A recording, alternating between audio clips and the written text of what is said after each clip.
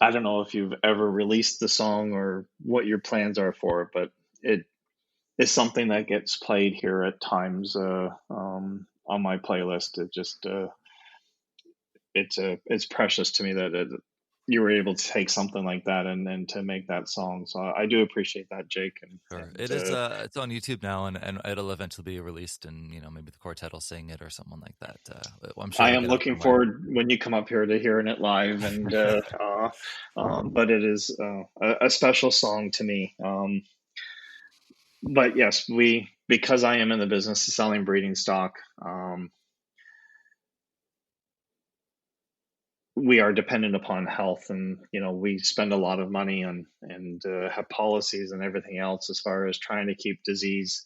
We have to have assurances for customers, and because they are live animals entering into another facility, and Mm. they are shipped all over the world. And we have been there's a virus called PERS, which is a respiratory uh, highly transmittable virus, and we've been PERS negative since 2001. But in 2018, I was actually out at Lancaster, California at the Spiritual Leadership Conference when I got a phone call from the vet, and that we had a positive test in May of 2018. I guess it was June of 2018. The test was from the May results, and I was out at Lancaster when I got the call in June of 2018 that we were positive. And there's really nothing more devastating than to get that call, because it's because the barn is the size that it is and there are so many animals under one roof. It's very difficult to eliminate without a depop, removing all the animals. So I did have to. It was tough times. We no longer had sales. Everything had to go to the meat market, and we did end up depopping it. And I ended up selling off the herd ownership to. I still maintain ownership of the facility, but I ended up selling off the herd ownership to the genetic company, and they took on that portion of it. So for the first time in my life, other than working for the bank, I was now working for a genetic company. And I just had to. The Lord use that time. It's probably as close as I've been able to get to the Lord in my life, and I regret that I didn't allow myself to get to that point on my own. He had to move me Sure. to that point. And I would go through that again just to experience the closeness of being with the Lord. Wow. So that was a tough time, but looking back, we don't understand. Probably the most important things that have ever happened in my life is not the open doors, it's the closed doors. Mm. And I think the Lord was closing a door then just to actually protect us from this time. Actually, right now during this pandemic, I am thankful I do not own the animals, as it is a very tough uh, period of time right now, and so much uncertainty. And so trials seem big at the time, but the Lord only wants good for those that love Him. And we don't always understand it at the time, but Right. we do have the benefit of hindsight if we just trust. And the trusting is the hard part. Sure. That's an incredible statement that you said you would go through that again, just because of the results as far as your relationship with the Lord. And that's quite a statement, but it makes a lot of sense. And I think it resonates with a lot of people that, if sometimes you do have to go through that tough thing, but it is worth it. And I would not have put that together like you just did with what's currently going on, and that you being in, I wouldn't say a better situation, but at least maybe a simpler situation right now because of not having to deal with that. I Certainly a wouldn't lot have. less stress to have that much inventory and that much ownership completely exposed in this time. Um, I've never been a good sleeper. Uh, I'm My brain does too many things at nighttime. So I've never been a good sleeper. But if I was to be in ownership of the stock like I was in 2018 today, it would be a highly stressed situation. And certainly I wouldn't be able to have the same focus that I need to have as far as leading my family and involved in church and the rest of it when you get pulled in these other situations. So I'm so Sure. thankful for his protection and his guidance and his love for me. It's so undeserved. And yet, the God of this universe cares that much for me about my farm with, it seems like everything in the world, but it's nothing to him. But just how much love he has for me Mm, overwhelms me. absolutely.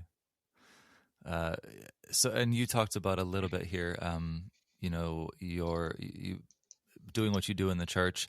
Um, Give us a little bit of a rundown of your maybe general responsibilities at the church. I know you probably have your hands in almost everything, but at the church you attend, what's your involvement there? Um, I try to be whatever pastor needs me to be, and um, sometimes that's just a sounding board. But I try to be whatever he needs me to be, and so I am involved in the audio visual media, especially everything that goes on inside of the worship center as far as sound and graphics, lighting.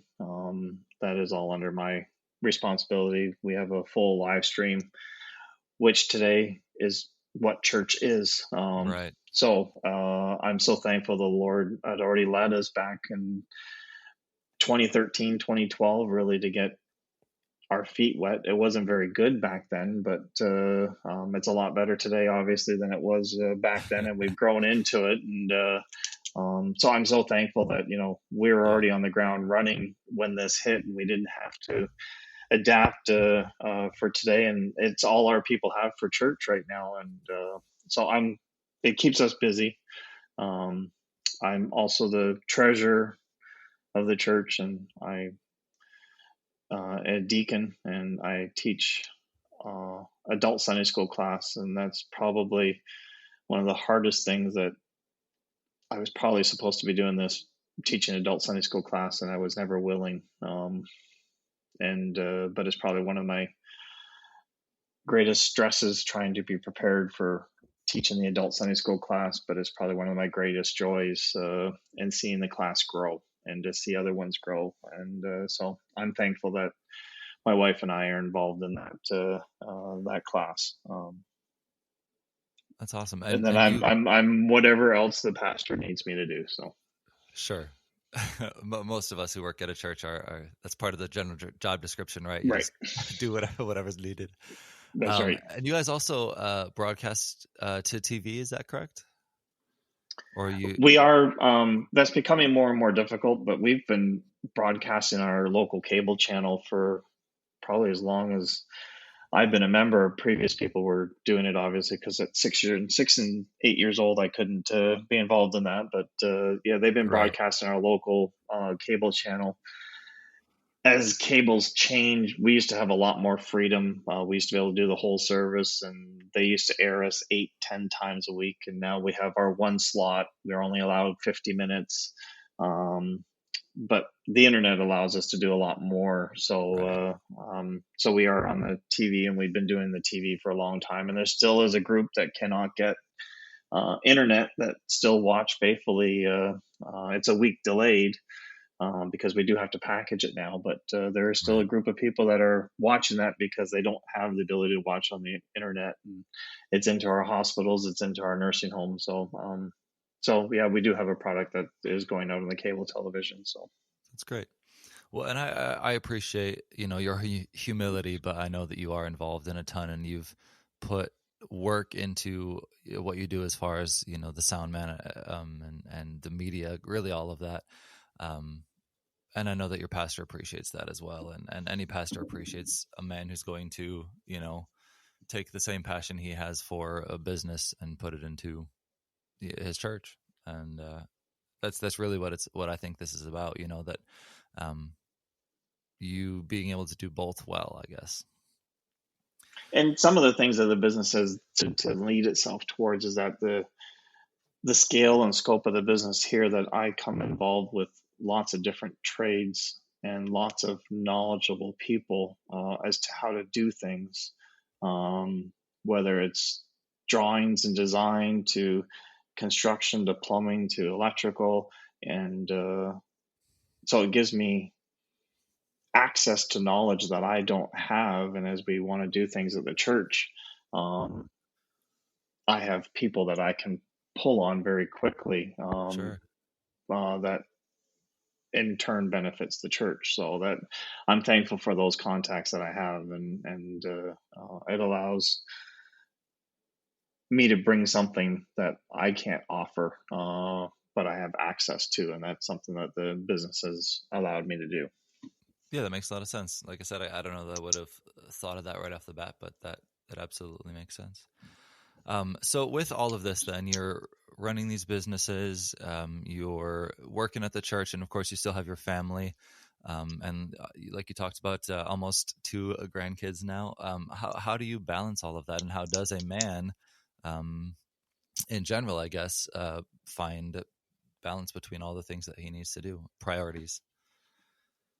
My answer has probably changed over the years, but I was asked to give. I was able to attend the leadership conference in the Philippines, and I was talking to businessmen there, and a young guy asked me that very same question when I was there, and my answer today is still the same as it was there a couple of years ago.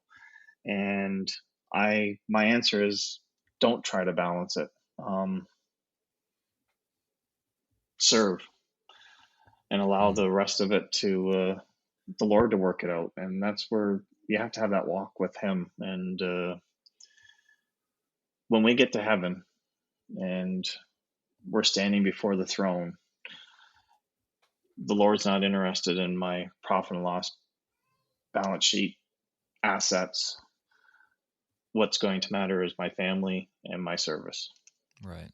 He's not going to ask about any of the other things. Now we're supposed to do all to His glory, and we still have to work and do the best of our ability. Right. But if we're called to serve and asked to serve, we shouldn't be trying to balance and allow, as businessmen, too often we are allotted lots of excuses because we have lots of pulls on our time.